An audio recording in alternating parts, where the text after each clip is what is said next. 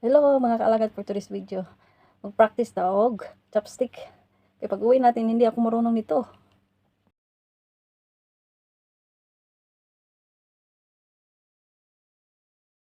So mag-practice ako kay hindi ako marunong nito manggamit. Paano pag magpunta ako ng mga restaurant na mga decente, mga social, o di ba? Hindi ako marunong nito magamit. Promise.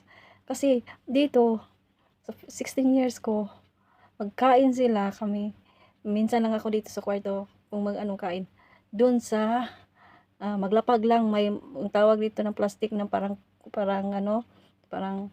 plastic na mahaba.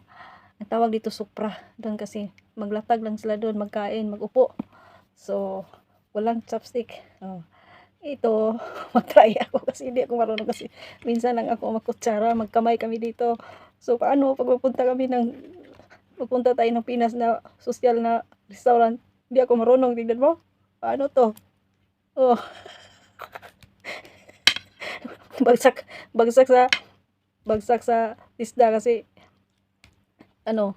bawal daw ang pero dito pagdating dito nakalapag lang sa sahig sila kumain, tapos walang magkamay-kamay lang. O paano to? Hindi man ako marunong. Mabansang pagkain dito sa mga katulong sa Middle East, Indomie. I-try ko. Indomie. Indomie nga pansit kanto, nilagyan ko ng kanin konti. So hindi ba ako marunong ganito man, para hindi man mahulog man. Paano to? Ganyan. Ano to? Matay, ayaw yun talaga. Ano to? Ganyan. Pero sa kanya i-clip man. Ganyan. Yung iba master man kaayo. Dito kasi minsan lang sila magkutsara, puro kamay. So wala talaga. So ganyan to. Ganyan. Ang practice ko kaya paano na ba magpunta ng mga social na restaurant? Chopstick ang gamitin. So hindi ko marunong. Ano to? Sila master man sila mag-ipit dito ng mga kanin at saka ano to? Hirap.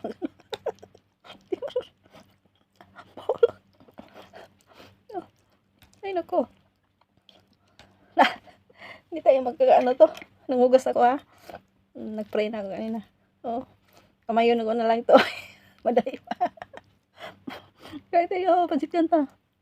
Ano ba? Walang ulam. Indomie na lang tayo. Halo-halo lang yan ko ng kanin konti. Masarap pa magkumain magkamay, no? Di ba? Ang saka, pag magkamay ka, masarap talaga. Parang kontento ka na ba? Pero mag-practice ako ng chopsticks para pagpunta ng mga social ang kainan, walang kutsara din. Marunong na ako. Bye-bye.